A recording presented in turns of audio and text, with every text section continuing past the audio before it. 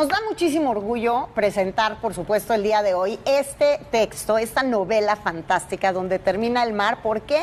Pues porque la escribe nuestra entrañable colaboradora, queridísima Claudia Marcuchetti, que presenta esta mar, dice, donde termina el mar. Yo digo que es un mar de lágrimas, el saldo de este libro, porque te costó ¿cuánto tiempo escribirlo? Como Claudia, siempre. bienvenida. Hola, buenos días. ¿Cómo estás, Claudia? Queridos. Pues bueno, como siempre, mucho tiempo.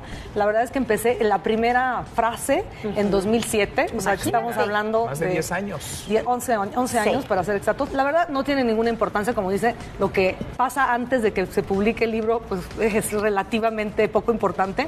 Lo que importa es lo que pasa después, ¿no? Claro. Oye, Y está esto- inspirado en tu historia. Sí, fíjate que tiene que ver con una experiencia que yo viví con mi propio padre. Yo no hablé con él casi 20 años y de pronto recibí una llamada de la nada, ¿verdad? Donde él estaba en el hospital, me pedía que me quería ver, era yo su única hija y era, pues, según él, sus últimos momentos, ¿no? Entonces, pues obviamente tomé el avión, me fui a Italia, él vivía allá, él nunca vino a México a vivir y bueno, de pronto te enfrentas con un hombre que nunca necesitó de nadie, que nunca, tuvo ni siquiera las ganas de tener una relación cercana con su propia hija, su única hija. O sea, tú.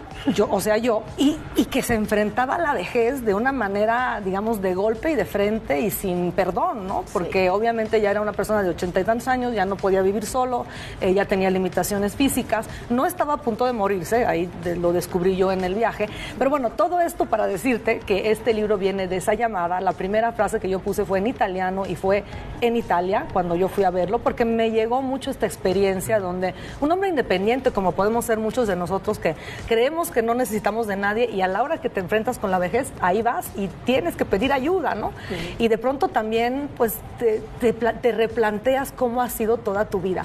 Creo que al final, si algo puede dejar este libro es eso, ¿no? Es ver la vejez como una oportunidad de vida, como tal vez la última oportunidad de vida para las personas, ¿no? Yo tenía una pregunta muy de índole personal, pero que Sí. probablemente se responde en la novela. ¿Por qué lo ayudaste si él no quiso saber nada de ti 20 años? Es interesante y no se responde en la novela. Yo creo simplemente en la novela hay acciones, no hay, digamos, planteamientos, tal vez, digamos, de índole. No está mi persona dentro de la novela, entonces no te podría contestar. Yo creo que es por un deber moral. De entrada sí pensé que me hacía mucho bien a mí, si quieres egoísticamente, terminar en limpio la relación con mi padre. Y yo creo que también respeté su voluntad de hacerlo, ¿no? Porque ahí hay una parte que nos implica a los dos, ¿no? En una relación humana siempre están los dos términos, los dos extremos, y hay un punto medio donde se pueden encontrar. Y eso es lo que pasó conmigo. Y no estoy absolutamente arrepentida. Mi papá vivió 3 años en México y a raíz de esa convivencia última descubrí un personaje de novela que yo no conocía, pero tú lo conociste, Mónica. Yo realmente ni me lo imaginaba, ni me lo habían contado así, y tenía unas historias de vida increíbles, algunas de las cuales utilicé en la novela, otras no. Por supuesto, soy escritora, ficcionista, además, novelista, y eso quiere decir que transfiguramos la realidad todo el tiempo. Siempre digo, cuento mentiras, no soy político, pero cuento mentiras.